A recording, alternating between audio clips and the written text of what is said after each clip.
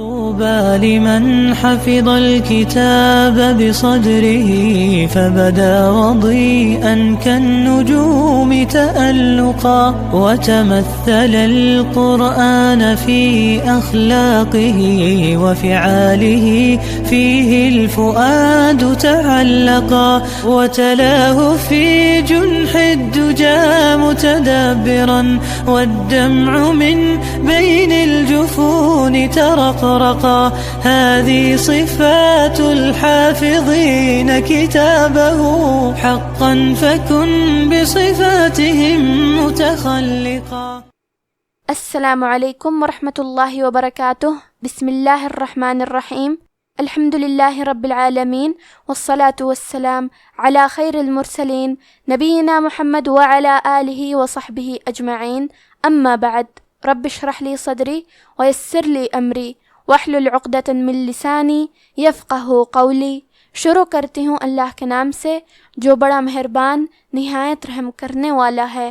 انشاءاللہ آج کے درس نمبر 310 میں سورۃ المجادلہ آیت نمبر 7 کی شرح اور ترجمہ سماعت فرمائیں گے.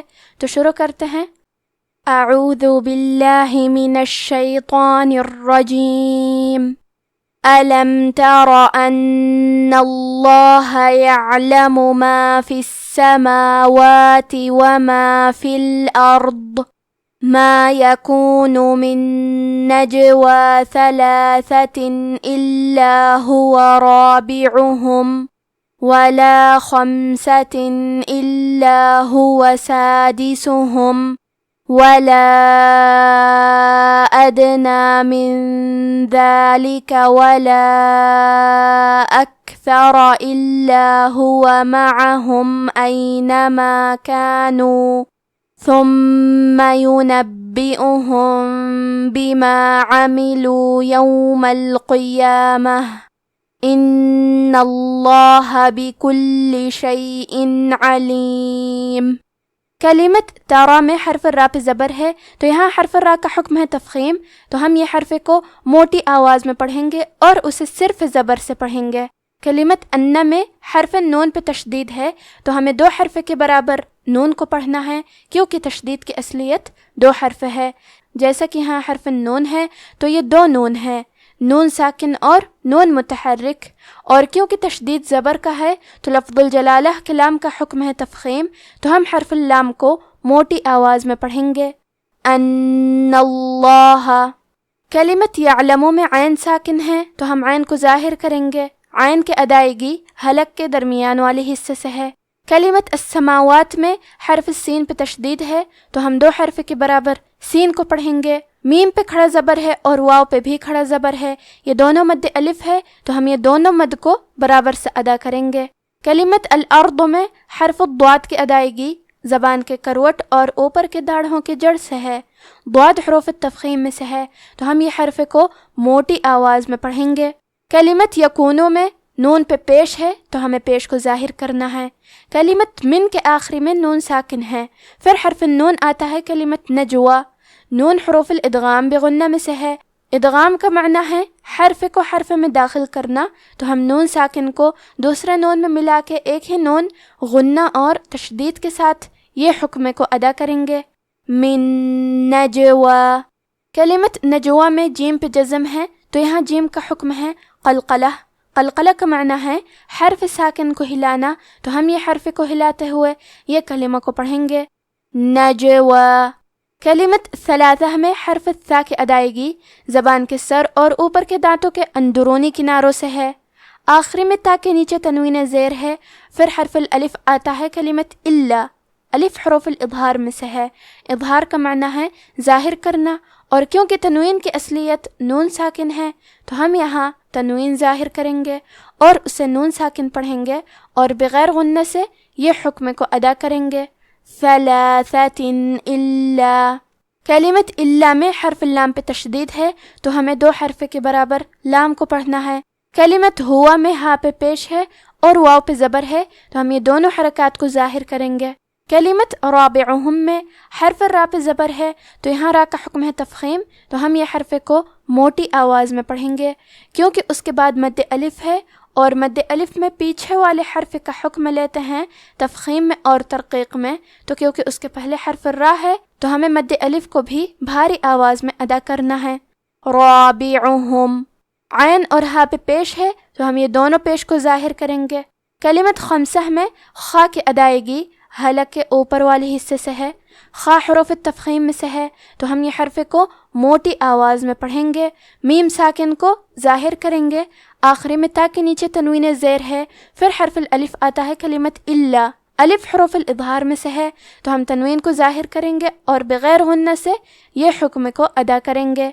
خمسۃ الا، کلمت سادسہم میں سین پہ اور ہا پہ پیش ہے تو ہمیں یہ دونوں پیش کو ظاہر کرنا ہے۔ کلمت لا کے آخری میں الف پہ مد کا علامہ ہے، یہ مد جائز منفصل ہے۔ مد جائز منفصل کا معنی ہے کہ حرف المد پہلے کلمہ کے آخری میں ہو اور اس کی وجہ جو کہ حمزہ ہے وہ دوسرے کلمہ کے شروعات میں آئے۔ اس مد میں ہم اپنی آواز 2 سے 4 مد کے برابر لمبی کریں گے۔ کلمت ادنا میں حرف دال پہ جزم ہے تو ہمیں دال کو قلقلہ سے پڑھنا ہے۔ ادنا، کلمت من کے آخری میں نون ساکن ہے، پھر حرف دال آتا ہے کلمت ذالکا، دال حروف الاخفاء میں سے ہے۔ اخفاء کا معنی ہے چھپا دینا، تو ہم نون ساکن کو چھپاتے ہوئے اور غنہ کے ساتھ یہ حکم کو ادا کریں گے۔ من ذالکا، کلمت ذالکا میں حرف دال کی ادائیگی زبان کے سر اور اوپر کے دانتوں کے اندرونی کناروں سے ہے۔ کلمت ولا کے آخری میں الف پہ مد کا علامہ ہے، یہ مد جائز منفصل ہے تو ہم اپنی آواز 2 سے 4 مد کے برابر لمبی کریں گے۔ کلمت اکثرہ میں کاف ساکن ہے تو ہمیں کاف کو ہمزے سے پڑھنا ہے۔ ہمزے کا معنی ہے حرف کی آواز ایسے کمزور ہو کہ اس میں پستی پائی جائے، تو ہم یہ کلمہ کو ایسے پڑھیں گے اکثرہ۔ آخری میں را پہ زبر ہے تو ہم زبر کو ظاہر کریں گے اور حرف را کو موٹی آواز میں پڑھیں گے۔ کلمت معہم میں عین پہ زبر ہے اور ہا پہ پیش ہے تو ہمیں یہ دونوں حرکات کو ظاہر کرنا ہے۔ کلمت ثم میں میم کو 2 حرف کے برابر پڑھیں گے کیونکہ اس پہ تشدید ہے۔ کلمت ینبئہم میں حمزہ پہ اور ہا پہ پیش ہے تو ہمیں یہ دونوں پیش کو ظاہر کرنا ہے۔ آخری میں میم ساکن ہے، پھر حرف الباء آتا ہے کلمت بما، با حروف الاخفاء الشفوی میں سے ہے تو ہم میم ساکن کو چھپاتے ہوئے اور غنہ کے ساتھ یہ حکم کو ادا کریں گے۔ ینبئہم بما، کلمت عاملوں میں عین پہ زبر ہے اور میم کے نیچے پیش ہے تو ہمیں یہ دونوں حرکات کو ظاہر کرنا ہے۔ کلمت القیامہ میں حرف القاف کی ادائیگی زبان کے جڑ اور تالو کے نرم حصے سے ہے، قاف حروف تفخیم میں سے ہے تو ہم یہ حرف کو موٹی آواز میں پڑھیں گے۔ کلمت ان میں حرف النون کو 2 حرف کے برابر پڑھیں گے کیونکہ اس پہ تشدید ہے۔ لفظ الجلالہ کے لام کا حکم ہے تفخیم تو ہمیں حرف اللام کو موٹی آواز میں پڑھنا ہے۔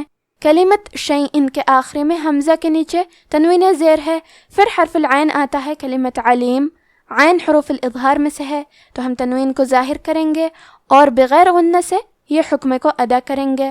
شیئن علیم۔ اب آپ اس آیت کی تلاوت تجوید کے ساتھ سماعت فرمائیں۔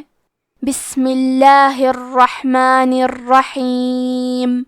أَلَمْ تَرَ أَنَّ اللَّهَ يَعْلَمُ مَا فِي السَّمَاوَاتِ وَمَا فِي الْأَرْضِ مَا يَكُونُ مِن نَّجْوَى ثَلَاثَةٍ إِلَّا هُوَ رَابِعُهُمْ وَلَا خَمْسَةٍ إِلَّا هُوَ سَادِسُهُمْ وَلَا أَدْنَىٰ مِن ذَلِكَ وَلَا أَكْثَرَ إِلَّا هُوَ مَعَهُمْ أَيْنَمَا كَانُوا ثُمَّ يُنَبِّئُهُم بِمَا عَمِلُوا يَوْمَ الْقِيَامَةِ إِنَّ اللَّهَ بِكُلِّ شَيْءٍ عَلِيمٌ۔ کیا تم کو معلوم نہیں کہ جو کچھ آسمانوں میں ہے اور جو کچھ زمین میں ہے اللہ کو سب معلوم ہے؟ کسی جگہ 3 شخصوں کی سرگوشی ہوتی ہے تو اللہ ان میں چوتھا ہوتا ہے، اور جہاں 5 آدمیوں کی سرگوشی ہو تو وہ ان میں چھٹا ہوتا ہے، اور نہ اس سے کم یا زیادہ مگر وہ ان کے ساتھ ہوتا ہے، خواہ وہ کہیں ہو۔ پھر جو کام یہ کرتے رہے ہیں قیامت کے دن اللہ سب ان کو بتائے گا۔ بے شک اللہ ہر چیز سے واقف ہے۔ آج کا ہمارا درس یہیں ختم ہوتا ہے۔ وفقنا اللہ و ایاکم لما یحبہ و یرضاہ، والسلام علیکم ورحمۃ اللہ۔